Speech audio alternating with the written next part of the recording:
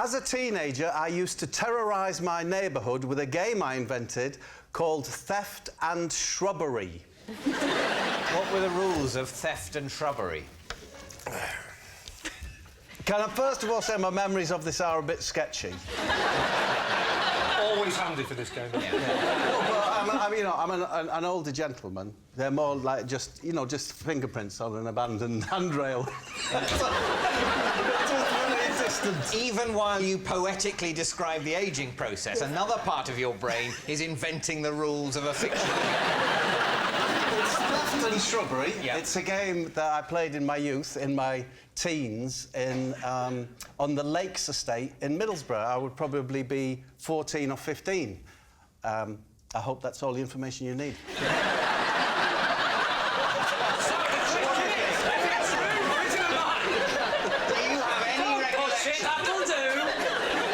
As to what this game involved. Yes, of course. Of course. In which case, I'm satisfied and there's no need to tell me. What were the rules? There would have to be a gang of you. I would usually be with Staver and Bagger. Well, I didn't realise you knew hobbits as a child. Neil Overall, Jerry Dungaree's son. Didn't take his father's name. Hated him. Yeah. Hated him. So, and Gary Cheeseman would be there. Gary Cheeseman was a big lad. Yeah, a very big head. A sniper's dream, they used to call him. He's such a nice... The thing is, he's such a nice lad. And he was a... I love these points in the show where we say, Bob, let's all gather around the fireside and you can tell us tales of your youth. So the rules of the game, of course you will know. The rules of the game. Theft and... Shrubbery.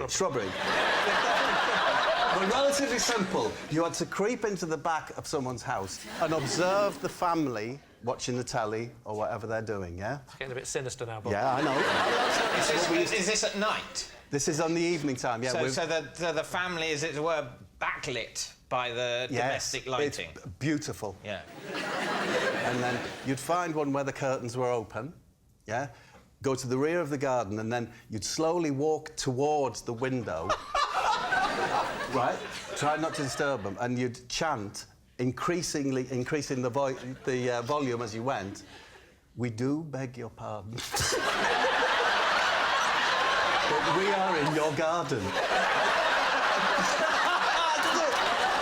And then you gradually get closer and closer to the window, and as soon as you were seen, that's when Shrubbery comes in. Which was what? You were not allowed to escape via the front of the property. You had to go across all the fences. Because you're teenage, what you're really waiting for is someone to make a noise or give yourself away, so that you all have to go run through all the gardens. That's the Shrubbery part. That's the Shrubbery What's part. the theft part? The theft is... We just always felt that we were stealing something from them. Their privacy. Their privacy, their dignity. So you're going up the garden saying louder and louder, we do beg your pardon, we are in your garden. We do beg your pardon, we are in your garden. You're shouting. How loud elderly people who are hard of hearing, you could be going, we do beg your pardon, we are in your garden, before they notice it. Yeah. This game can't have lasted, I'm imagining, very long before people kind of rumbled you and... No, it was just one of the games, that we did. It could be Theft and Shrubbery night. There was another night where we used to take fruit from a fruit vendor's wagon and throw that up in the air and just let it drop on our heads. Something tells me you played that quite a lot, Bob. Next time, don't use melons. Cheeseman was very good at it. So what do you think, David? Steve, what do you My think? concern is that the details are so utterly believable and sound like they're real that if it wasn't actually a game, he spent an awful lot of time looking through people's windows. I'm coming down on the side of truth. Yeah, I know it sounds odd, but I just believe it. You're going to say true? Yeah. OK, so, Theft and Shrubbery. Bob, truth or lie? I was telling the truth.